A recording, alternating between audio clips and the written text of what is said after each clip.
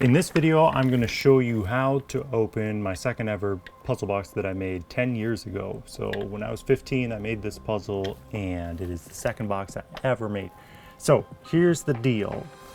You got a long box, you got a top that moves slightly, you got a bunch of buttons that fall out with gravity and fall back in. The bottom isn't anything special. 2 rows of 5 buttons across here, and this box is simply just an algorithm of getting the right combination in order to open the box. And with 2 possible positions for each button, it doubles with each button how many combinations the box has. So we'd have 2 on the first button, 2 possible combinations, multiplied by 2 by the second button, 2, 4, 8, 16, 32, 64, 128, 2, 56, 5. 12, 1024. So 1024 combinations to open the box. So the only other thing about this was, second box I ever made. I handed it to my brother and he was able to, he was clever, He picked up on the lid like this and then felt which buttons were getting tight. And so he was able to figure out, kind of cheat the box open that way. But otherwise, just brute forcing this, it would take you, over 500 tries to get it. Typically. So let me just show you the combination. Now I might have done that right. I sometimes get it wrong. Oh, there it goes. So as you can see, nothing real fancy here. Just kind of a 15-year-old just kind of cobbling stuff together, using a bandsaw to cut that apart. You can see inside the box, that's what the mechanism looks like.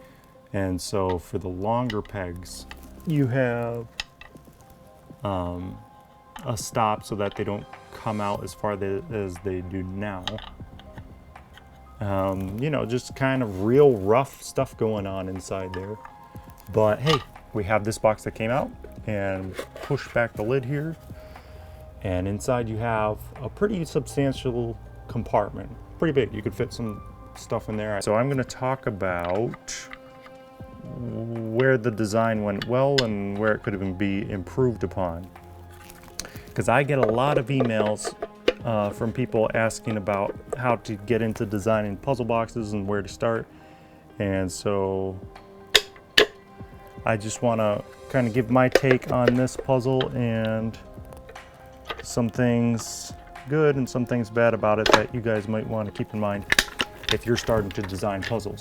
Well, let's just, just from a box standpoint, all your work, all your puzzles, actually no matter what you're doing, you want to take a step back and just look at it and think, hey, does this look good? This box just by looks, I mean, hey, I'd give it a C or something. It's not too bad. It's got some interesting wood grain here. This is cherry, this is maple, and we have cherry and maple going on here, and then some just 1/8-inch plywood going on. But the colors are kind of a similar hues. There's not too much contrast, where it's just kind of, it's sort of soothing. The box, we've got the grain, cherry wood grain. It's got kind of sharp corners. They're sanded over with just a piece of sandpaper, but nothing crazy. And this is one of my pet peeves, corners that are rounded over a whole bunch. That's a big no-no for me. I just don't like it. Anybody can do that, and at that point, it kind of disguises whether or not you have a good straight edge across here. It doesn't look as good, in my opinion, as a very small radius, just with like 1 or 2 swipes of real fine sandpaper. I just like sharper corners like this.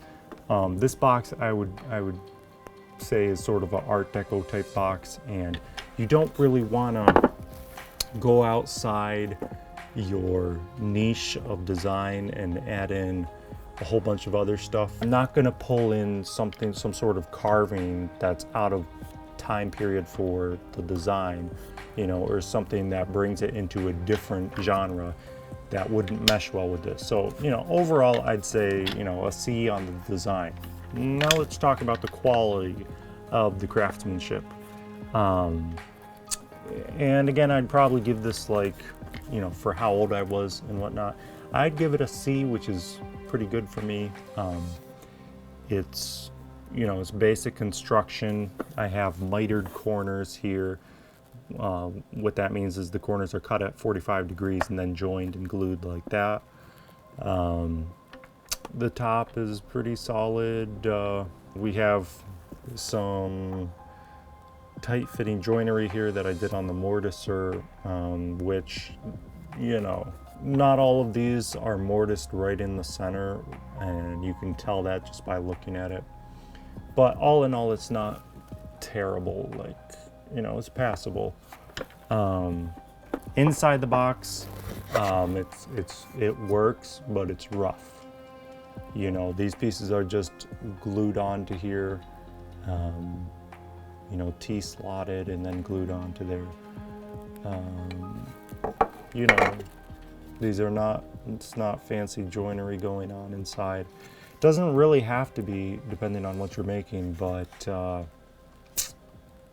you know, these cuts are not nice and square. They don't look straight.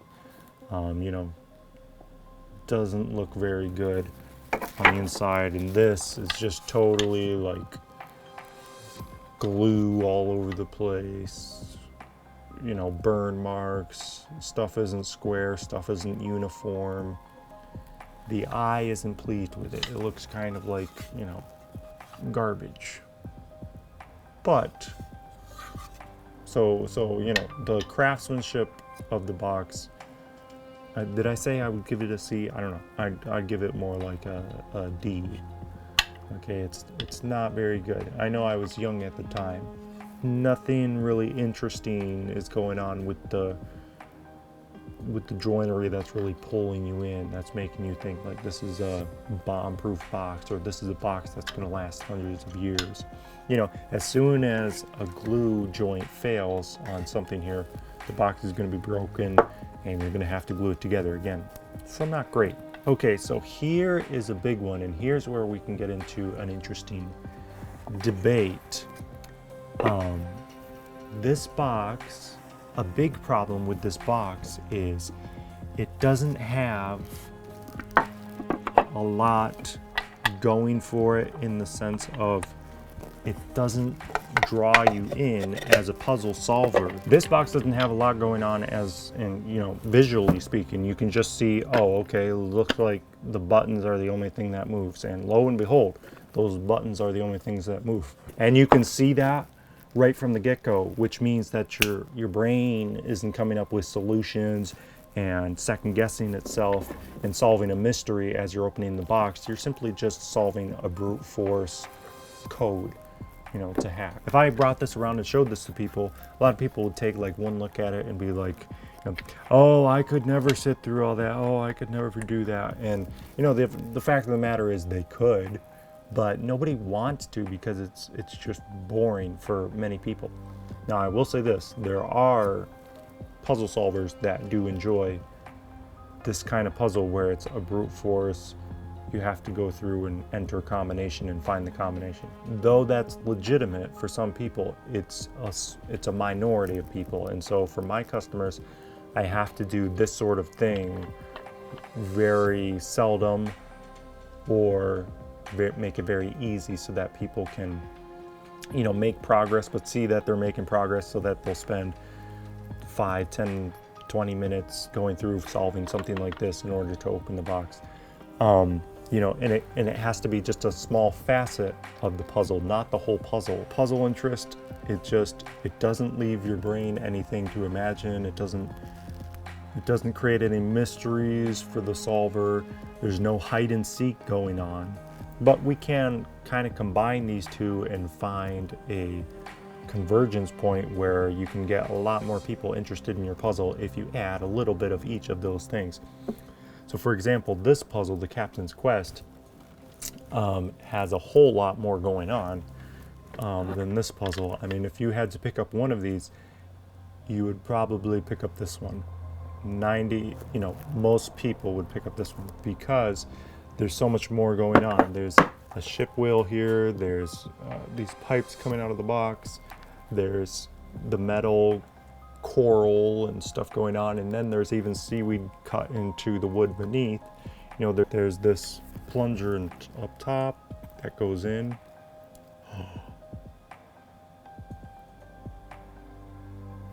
It just automatically goes back in, which is pretty amazing, and something that a lot of people would like to fidget with. You know, that hand in hand with this ship wheel, you know, a lot of people are going to like feeling like they're making progress or testing things out, you know, things that move. You know, this has things that move, but it's almost all the same thing, and you get bored with it in about 10 seconds. So we got screws going on, we got a map in back, you know, there's this in the front. Sorry, let's take that word out. We've got wood going on here, we've got this structure going on.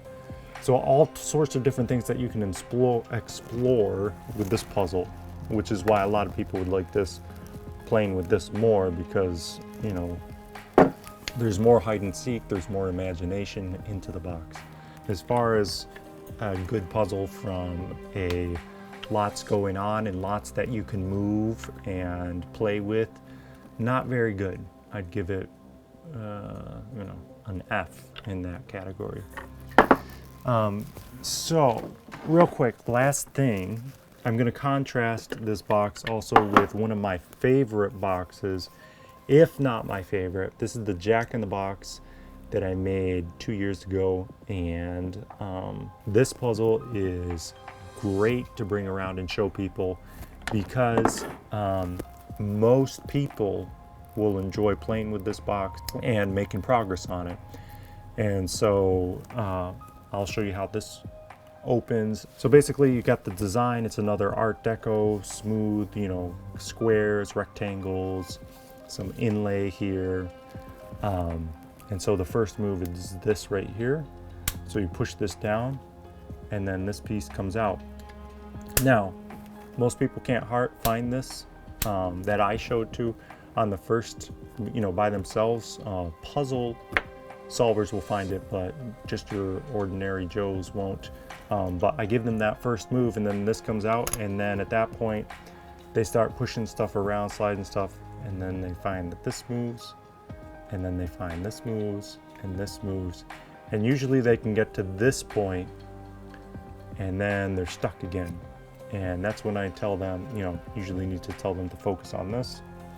And then eventually you find that this drawer comes out and then you have a deck of playing cards inside. It's just a real nice fidgety thing to play with and open, and it's not too hard to where people don't even want to play with it, you know, especially because right from the get-go when they get this box, nothing seemingly moves until you find this first button. So people know that something has to move in order to open the box. So that's why it's fun to in the beginning play the hide and seek game of trying to find what moves. And then after they find that, or after I give it to them, they can make some easy progress on here. And you know, the craftsmanship is really good. The joints are good. It's not perfect. If I was going to make more of these, which unfortunately I'm not going to, I would change some things obviously, but the design's well thought out, it's well crafted, it's not going to break easily. And so, you know, that's what a good working puzzle looks like in my mind's eye. Everybody's a little different, but you know, these are my takes on what comprises a good puzzle box. Hopefully people get some good ideas from that. Thanks for watching the video, and I'll see you again soon. Bye.